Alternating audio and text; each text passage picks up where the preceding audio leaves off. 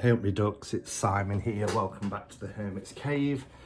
So, a nice little surprise today from the lovely Cheryl over at Oneness Emporium. I'd ordered a couple of books from her shop because if you saw my Glastonbury vlog, you'll have seen that the only tarot deck I brought whilst in Glastonbury was the Handel Tarot. And I was mentioning that, you know, I was trying to find the two books, one on the major, one on the minor by Rachel Pollock. And Cheryl mentioned that she stocks them or will be stocking them. So I placed an order and I assumed that that's what this is. So I opened it and the books are on their way, but Cheryl has also put in some decks. I love this. So, you know, we've just gone through Samhain and we had the black boxes and the Halloween wrapping paper, and now we're going into Yule and we've got this Christmassy glittery paper, and the logo that the sticker that the logo's on, I should say, the sticker that the logo's on is red now as well. And I just thought that was lovely. But there are three decks in here. One is the new Witch's Wisdom, which if I've got time, I might do that video tonight as well, because I just can't wait. But I want to do the Seasons of the Witch Imbolc Oracle. And then there's this deck, Earthbone Oracle, which I've not even heard of. Honor the concepts of rebirth and transformation. And the images look great. So that's a deck I've not even, wasn't even on my radar.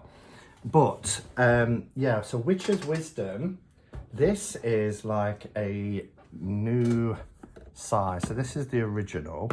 But talking to Cheryl the other day, she was saying, actually, the cards we don't think have changed at all. It's just the more compact packaging and book, because in this one you've got this quite and I love this book. I've got lots of little tabs and things in it because yeah, and these are the cards, but the cards are smaller than the tray, so maybe it's just the design that they've done. But like I say, if we get time, we'll do we'll have a look at that. There's always, this now says Merry Christmas, which is lovely. I can't believe we're already talking about Christmas. I'm not ready for Christmas. It's inescapable. All the Christmas market is up down in the square. The tree lights were switched on, the lights were switched on, and the tree was switched on last night, and the ice rink's up and everything else. But lots of little extra cards. I think that's from the Angels and Ancestors, isn't it? Yeah, it is, by Kyle Gray. Yeah, so, and then now we've got a Merry Christmas card. I'm going to keep that out. That's a nice little card. So thank you for that, Cheryl. Now, Season of the Witch, and it said Witch's Wisdom again. This is the 5th release. So we've got Samhain, we've got Mabon, we've got Beltane, and we have Yule. I took this to Glastonbury with me last week and we did some card pulls from this, Sandra and I. And then Sandra got a copy of the deck as well, because she had it and got rid of it and then wanted it again, and I can so relate to that. I've done that so many times. I've had a look on YouTube to see, because I wanted to check this out, but I haven't seen any walkthroughs of it yet. So I've had a look. In the UK, the release date for this is tomorrow. It's the 9th. It is the 8th today, isn't it? Yeah. So the release date for this is tomorrow.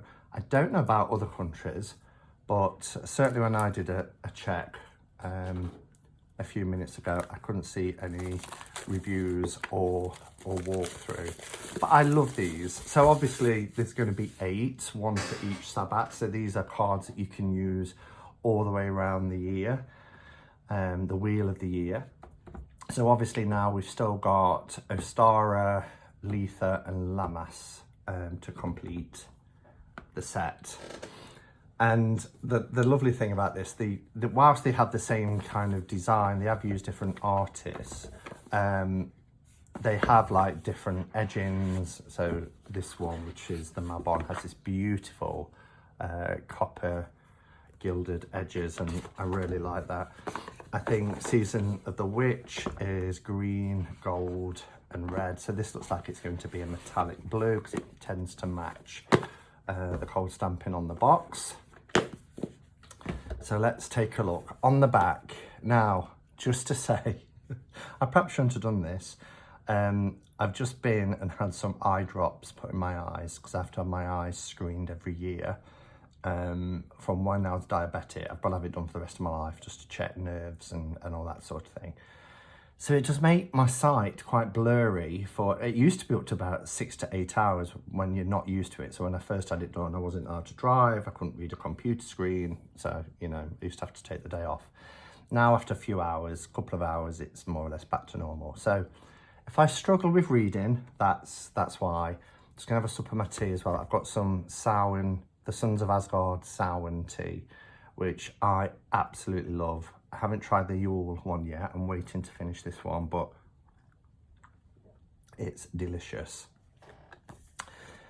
Okay, so this season, get ready to ascend from darkness, reaching for your hopes and dreams as you step out of winter and into the light.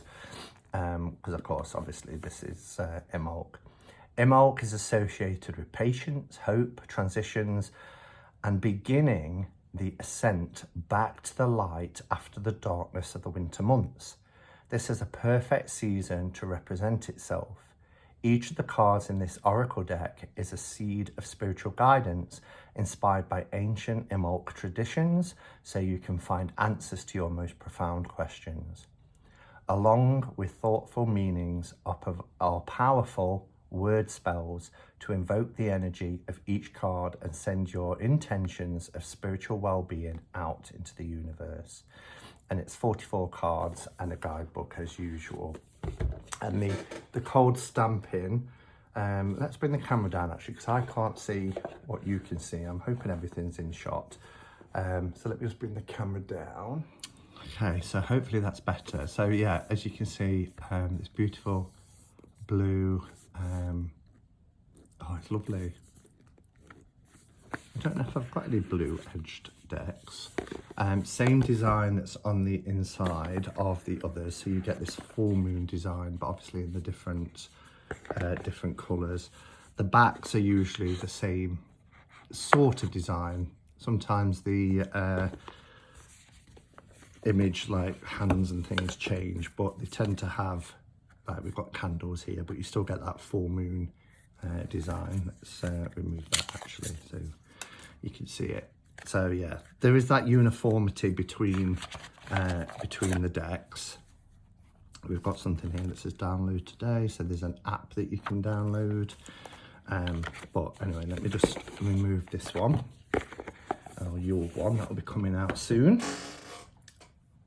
Oh, okay, so Season of the Witch, Imbolc Oracle, and it's Lorraine Anderson and Juliet Diaz, and the cards are illustrated by, now it's smaller, my eyes are still blurry. I'm gonna say Tijana Lukovic. Apologise to the artist. Okay, so nice sturdy box. They're all pretty much the same, so you can see the gilding is beautiful. So we've got this metallic blue, and it's quite a dark blue actually. It's like a, I suppose, not navy, maybe royal blue, but yeah, really, really lovely. And then we have the book. The books are always nice, the full colour. There's quite a bit of information for each card. I mean, the cards themselves anyway have the keywords, the number, and then a little phrase, almost like an affirmation. And then it repeats here in the book, and then you get your meanings. And as you can see, there's a page and a half of meanings here. So if we look at the contents page, it'll tell you everything you get. So you get an introduction, Imbolc themes and areas of focus. I always find that, I mean, there's not a lot written about it, but what they do put is really useful. How to use the cards, and then you get your card spreads, and these are themed around Imbolc as well. And then as you can see, we've got each of the cards from 1 to 44, and they go in alphabetical order. A little bit about the authors and the illustrator at the back. So bonus material, scan the QR code to access exclusive bonus material for the Oracle series. So that's quite interesting. And then here's a little bit about, I can read that better now. So it's Tijana, I think, Lukovic. And she's from Belgium. And then a little bit about Lorraine and Julie over the page. Look at these images. God, they're gorgeous, aren't they? So without further ado, let's take a look at the cards. I've already showed the backs. We've got these candles, still representing the darker periods, and the full moon design, which we get consistently with each card. Oh, beautiful. I love this. So amethyst, go where your spirit dwells, where your sight is clear and your breath is liberated. Cardstock is really nice. They are glossy, and I won't want them to change now. I know some, is this Hay House or Rockpool? It's Rockpool. I know some publishing companies are more or less switched now to matte in the main. But if you're collecting a set, you kind of want that consistency all the way through. We have Angelica. The bells have rung, chiming far and near, underneath feathered wings, my dear, you have nothing to fear. So that's a little kind of incantation, little rhyme. I love the art illustration in this deck, it's beautiful. Allow the magic of who you are to be seen by the eyes you keep. You are enough, my dear. Take ease in receiving. And this is antlers, and just look how beautiful those antlers are. Oh, there's two together there. Aquarius. All are capable of dreaming, but it is those who surrender to vision who are visionaries. I'm not going to read all of them because you can see them anyway. I'm not going to rush through them, but I think it'll be quite annoying if I read all of the phrases on the deck. But we've got arts and crafts. You can see all the little, looks like they're making little poppets or something there. Bathing ritual. We all love a bathing ritual. I don't do it often enough. Get so used to getting up early and showering that, you know, I think to myself sometimes, why don't I have a Sunday afternoon and just have a bath? Black bear. I like that. Your existence is the resistance. Blackberries. I used to pick loads of blackberries. I used to pick them for my mum so she could make a blackberry crumble. Oh gosh, what I wouldn't do for my mum's blackberry crumble now. But I used to eat half of them on the way home, and then I used to get terrible pains in my stomach. And my mum used to say, they haven't been washed. Bloodstone. Isn't it gorgeous? I really love this series. We have Bridget. And do check out Oneness Emporium, because as always, the information and links will be in the description. But, and I've forgotten which one it is. Is it Letha that's coming next? But Cheryl has got obviously this to order, and there is a pre-order on the next deck as well. We've got Bridget's doll. So Bridget and Bridget's doll. It'll be interesting to read about them. Candle dressing. Casserole. Oh, a good casserole. I can't remember the last time I had one.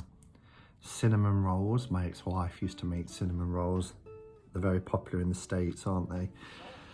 And yeah, them and brownies. I used to take them to work, and all my work friends loved me. The coming of spring. Oh, I love the coming of spring. I really do. I love autumn. I love this time of year. And I've said before, my favourite seasons are spring and autumn. Yeah, I don't like January and February. Just always despise those months. So when we get to March and the coming of spring, oh, it's wonderful. Consecrate tools. Dark days of winter. Winter can feel like it's going on for a long time, can't it? I always think you should have things to look forward to in winter, because that's why I think I don't like January and February. Sorry, I'm rattling, aren't I? But, you know, we have Samhain and Halloween to look forward to in autumn. And then in the UK, we have the fireworks and bonfires for Bonfire Night, Guy Fawkes Night. And then we have, you know, the advent of Christmas, Yule, and spending time with family and loved ones. And then you have January and February. Okay, if you're in a relationship, then you've got Valentine's Day in the middle of February, but they just seem like after Christmas, it's very anticlimactic, and it's like, what now? So I like to plan something for around February half term, whether it's a get together with friends or something, because yeah, it can seem like quite a dark time of the year. Devotional. Yes, that's true. There's something so intimate when letters reflect the tongue. In times of introspection, when I'm at my most vulnerable and revealing all that lives in me. The dream realm. This is so beautiful. Forged in fire. Look at that.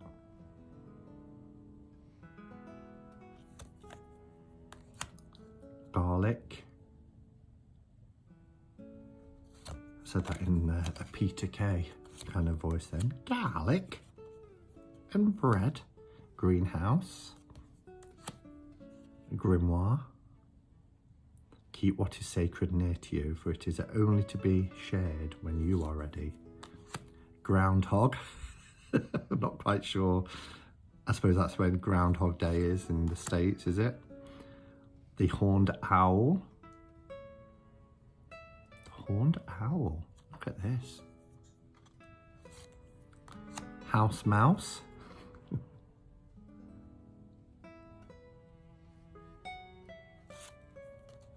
Incense. Allow the smoke to reveal the truth, clearing the haze while lifting the fog. That's clever. I like that. Keening. I don't even know what keening is. Hold on for just a moment in time, acknowledging before release and liberating what needs to be freed. I mean, it looks like she's doing a primal scream of some sort. Whether that's what keening is, I don't know. And if I look it up in the book, I probably won't be able to read it because of my eyes. But I'll give it a go, just in case there's anybody else like me that doesn't know what keening is. Where was it? Got incense. Gosh, there's a lot written there. Keening. Keening is a Gaelic Celtic tradition of releasing grief for the dead through an intense wail. Right. Although death wailing is a practice that is observed by many indigenous cultures, and especially in the Americas, Asia and Africa, mourning wails serve many purposes, including showing respect for the dead and releasing sorrow. Wow, I wasn't aware of that, of keening. I've heard of wailing, you know, but that must be quite a powerful release. Corning. I'm gonna have to look up some of these in the book. But as you can see there, the book does give you the information. Milk Moon Witch, North Star. Look at that. She's holding it in there between her palms. Peppermint. River Rocks. Oh, rosemary bread. I love the smell of rosemary bread. Sacred space. I love having a sacred space. I'd be lost without a sacred space in my home now. Self-ceremony. Serpent. I love how the eye of the serpent covers hers, or one of hers, I should say. Snowdrops. Snowflakes. Swan. Oh, that image reminds me of the White Spring. There was a beautiful, beautiful goddess statue inside the White Spring. She was holding a swan. And it was just so serene. It was Philippa Bauer's figure. Weather divination. Winter besom. This reminds me of what a mad witch, my lovely Giselle, my lovely Plum, my big sis, how she does these kind of sketches and artwork with kind of like the witch going off in a certain direction. Winter Woodlands is the final card. Beautiful. I do believe that the illustrator changed, so I'm just going to have a look, and I can't remember the order. I think the first ever deck was Samhain, but I think the illustrator changed. So yeah, so Samhain was by Giada Rose, as was Beltane, Giada Rose, as was Yule. And then for the deck that we had, which was Mabon, it's now Tijana Lukovic, and also for Imbolc. Sorry, that's not quite camera. So these two are by the same artist, but they're very similar. They don't jar. You know, to have different illustrators. I think they've captured, or particularly Tijana has captured the essence of this series. So let me know your thoughts. What do you think of the Imbolc Oracle for this Seasons of the Witch offering? Let me know in the comments below. Thank you for watching. If I do have time tonight, I'll be back to do a comparison of the Witch's Wisdom.